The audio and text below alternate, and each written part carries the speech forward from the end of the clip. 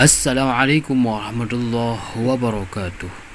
Bersyukur kepada Allah, selawat salam kepada Rasulullah sallallahu alaihi wasallam. Hadirin rahimakumullah, amalan apa yang paling disukai oleh Allah Subhanahu wa taala saat Idul Adha? Jawabannya adalah kurban. Maka berkurbanlah kamu dengan mengharap ridha Allah Subhanahu wa taala semata. Di mana ada banyak hikmah kurban yang akan didapatkan oleh yang berkurban dan mendapatkan kurban. Bagaimana bisa? Kurban adalah amalan yang akan menyenangkan diri sendiri dan orang lain.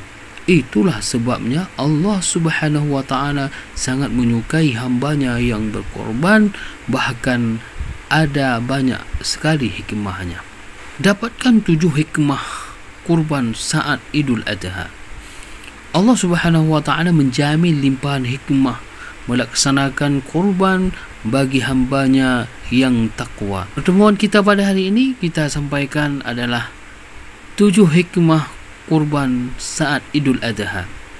Yang pertama, ibadah paling dicintai oleh Allah Subhanahu wa taala. Rasulullah sallallahu alaihi wasallam pernah berdoa yang artinya, bagi anak cucu Adam yang melaksanakan kurban di Idul Adha, maka akan bertemu dengan hewan kurbannya di akhirat nanti. Hadis riwayat Tirmizi dan Ibnu Majah. Ini jelas menggambarkan bahawa Allah Subhanahu wa taala sangat mencintai hambanya yang mau melakukan kurban di Idul Adha.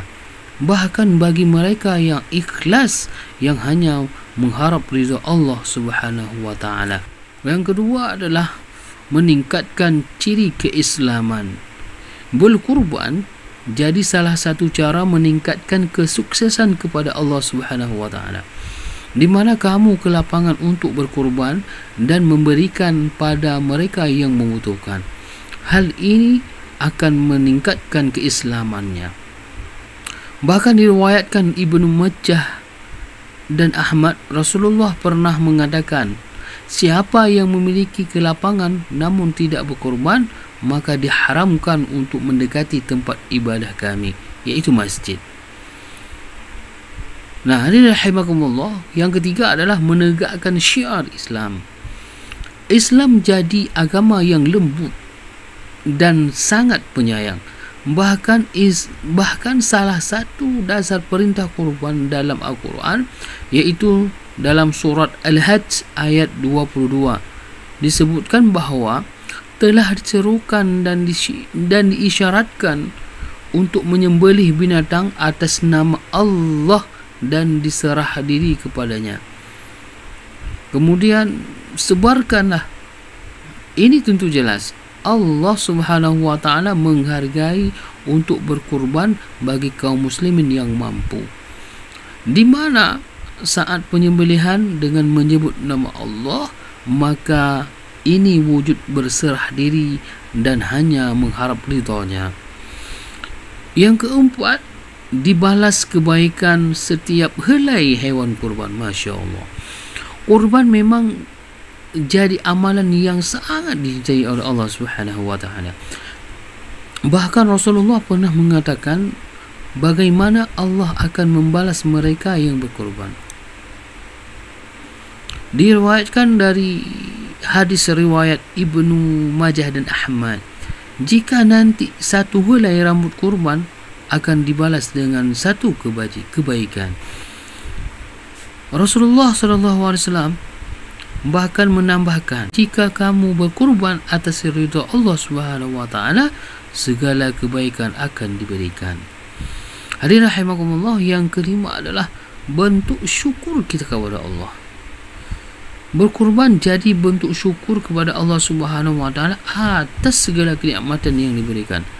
Bahkan bagi kita yang berkurban atas nama Allah Subhanahu wa taala, maka Allah Subhanahu wa taala selalu mengingatkan kita.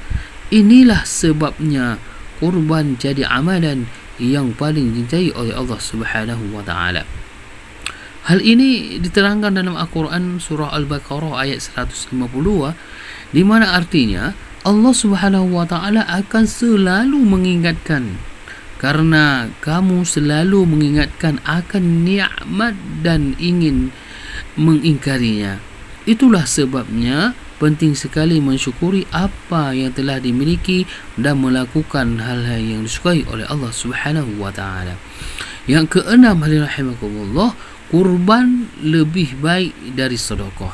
Namun kurban hanya bisa dilakukan pada waktu yang tepat, iaitu 10 sampai 13 Zulhijjah saja. Hal ini sesuai dengan fiqh sahih sunnah yang diriwayatkan oleh Ibnu Qayyim, yang artinya penjembelihan hewan kurban lebih afdol jika dibandingkan dengan sedekah. Namun sebaliknya, ini dilakukan pada yang tepat untuk mendapatkan ridha Allah Subhanahu wa taala. Hadirin rahimakumullah, yang terakhir, yang ketujuh, mengingat ketakwaan Nabi Ibrahim alaihissalam dan Nabi Ismail alaihissalam. Sejarah kurban menurut Islam mulai dari perintah Allah Subhanahu wa taala pada Nabi Ibrahim alaihissalam untuk menyembelih Nabi Ismail alaihissalam, di mana ini menunjukkan kesabaran dan di mana ini menunjukkan kebesaran dan kesabaran seorang ayah dan anak yang rela melaksanakan perintah Allah Subhanahu wa taala. Ketaatan inilah yang patut jadikan teladan dalam menjalankan perintah Allah Subhanahu wa taala. Berkurban bahkan semangat seseorang dan semangat untuk menunjukkan keberhasilan. Hadirin rahimakumullah, demikianlah penyampaian singkat ini. Mudah-mudahan bermanfaat dan kita laksanakan kurban ini insya-Allah jika kita dimudahkan rezeki oleh Allah Subhanahu wa taala. Lebih dan kurang mohon diperbanyakkan maaf. Hadanallahu wa iyyakum ajma'in. Assalamualaikum warahmatullahi wabarakatuh. Yuk berkurban di Serval Kurban Mukim Longa.